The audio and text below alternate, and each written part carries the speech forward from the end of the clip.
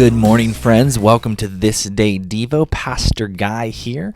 Today, on our journey through the New Testament, we find ourselves in Hebrews chapter 7. And this is a really cool chapter. You probably learned some things, and you probably have a lot of questions. I know I do.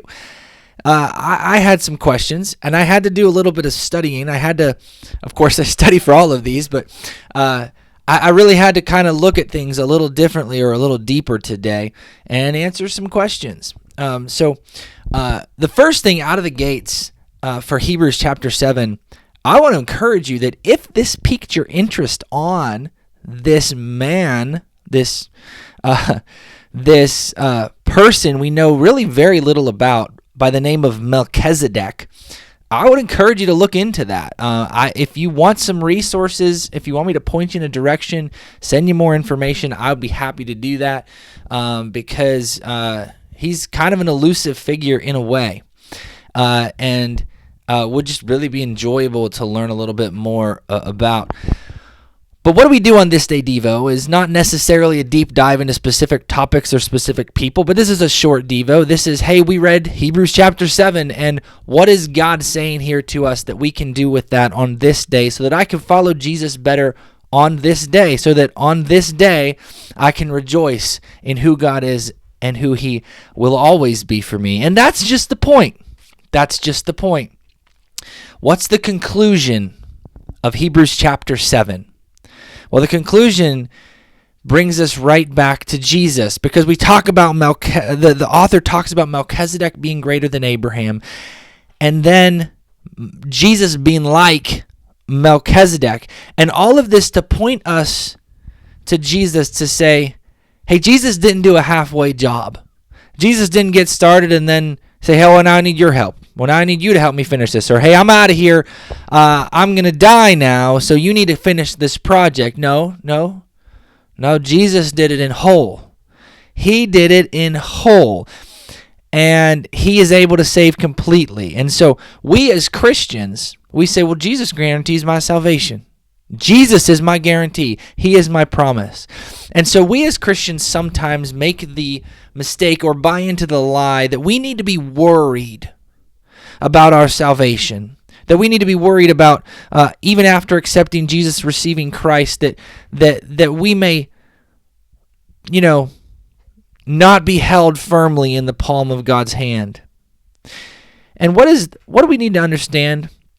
We need to be reminded that we were saved by Jesus when we were sinners. We need to be reminded that if we fall into sin after salvation, Jesus remains committed to save us completely and entirely and wholly. And we need to be reminded that it is God's grace and God's mercy that sets us free from sin and forgives us. We have to remember that. Because sometimes we depend a little too much on ourselves. Well, sure, the way that I live, my obedience, my faith, this is the proof that God is in me. But sometimes we make a mistake of going about the work of receiving our free grace and then try to earn it.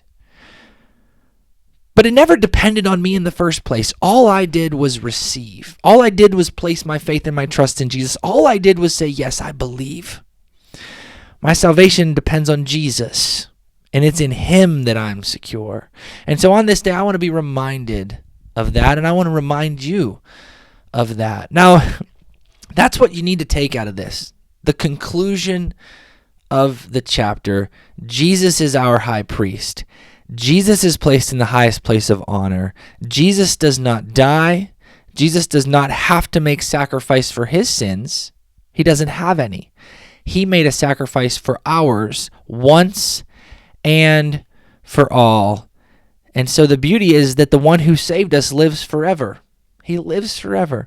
And so that's what I want you to remember out of this. And Melchizedek's this really cool character that represents the same traits as Jesus the Messiah in his justice and his peace. And it's just so neat to look at this king who was also a priest, that Abraham, the founder and the patriarch of Judaism, of Israel, when he came back from battle, he gave a tenth of his plunder to the priest and king Melchizedek. And so these two men worshiped the same God. Melchizedek was the king of Salem, which would eventually become Israel. We don't know anything about Melchizedek's birth, anything about his death.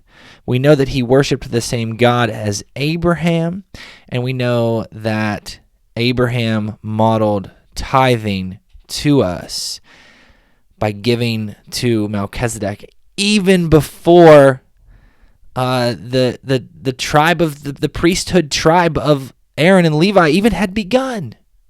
We see that, but he carried the seed. And so this Melchizedek character is revered and looked up to, but very briefly mentioned in the Old Testament. So what I want you to hear today, Melchizedek, awesome study. Look into him if you have time. Happy to point you in a direction. But the conclusion of the matter is we don't need a priest because Jesus is our high priest. Friends, we go directly to him for the forgiveness of our sins. You don't have to come to me. You don't have to find a priest. You don't have to find anybody but Jesus. You go to him, and he will hold you in the palm of his hand forever. He loves you. He forgives you. And so have a great day, and God bless you. Down from heaven as the power of Christ